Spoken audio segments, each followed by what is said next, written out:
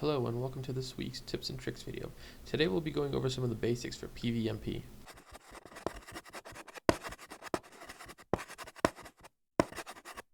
On this video we'll be going over things like the proper way to follow someone, the types of buffs you can get, the consumables available, fast travel, questing, and how to be the raid assist target. Let's start with how to follow the leader.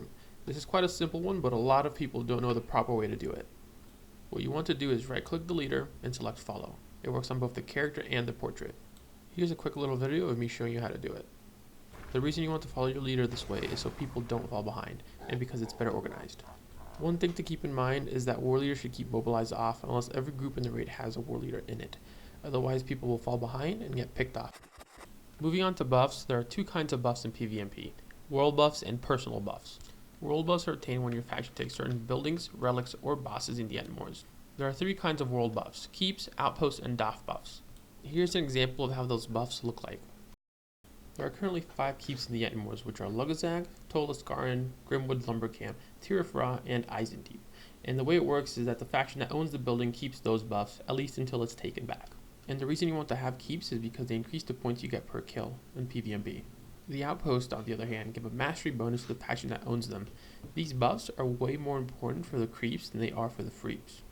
There are currently 4 outposts in the Etmors, which are River Outpost, Hifland Outpost, Eisendeep Outpost, Erador's End Outpost. And they function in the same way that the keeps do, so whoever owns them keeps that buff until it's taken back. In order to get the boss buffs, you need to go into the Delving of 4, also known as Doff.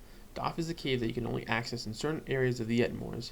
It houses 3 bosses that each give a buff. They respawn every 1 hour, so factions try to keep these as much as possible. The relics work in a slightly different manner than the previous buffs. Each faction has a stronghold that houses these relics. A group needs to invade that place and take the relics. With the relic in hand, you need to deliver it to your own stronghold to get the buff, and then repeat the process. A nice tip I learned is that you can keep one person in the room with the second relic and wait for the first one to be delivered, then just pick up the second and deliver that one as well. Moving on to consumables, we have a lot to talk about here, so I'm going to go over them in batches. The brand is a great item to have. It functions like an extra skill to get out of those tough situations. Keep in mind that the higher level brands have a smaller cooldown than the lower level brands. The other 5 items can't be used together, so you need to pick one according to your character's build. The yellow potions in this image should only be used to get you out of stuns, dazes, and roots. The morale and power potion should be used when needed, and the resistance potion should be used every 30 minutes to keep the buff up. The armor and evade potion in this image should be used alongside the resistance potion from the previous image, every 30 minutes to keep the buffs up. The fear and poison potion should be used when the appropriate debuff is on you. Although the poison potion says it removes 3 effects, I've never actually managed to get 3 of them off of me, so keep that in mind. The fear potion can only be used out of combat, so it's best used when you're going into a fight, to avoid the initial effects. The disease, poison, wound, and fear potion here should only really be used when you have those types of debuffs on you. Besides that, everyone should keep a nice stack of at least 40 trackers on them at all times. If you didn't know this, by the way, the previous poison potion that removed 3 debuffs shared the same cooldown as these 4 potions, whereas the previous fear potion doesn't, so keep that in mind when you're using potions. Moving on to fast travel. The first thing you need to know is that there are 2 ways to unlock these. One is to buy them from the launcher store, and the other is to complete deeds. These deeds require you to complete quests that we're going to talk about in just a little bit. Another important thing to know is what people call each location that they're going to travel to. Here's a map with each location and what people tend to call them. Go ahead and pause the video now if you want to have a look at it. Another way to travel is by using Doff. As I said before, there are many ways to get inside of it, and just as many exit points. One could use this to move around the map as long as they know their way around the cave. There are 2 things you should know about questing.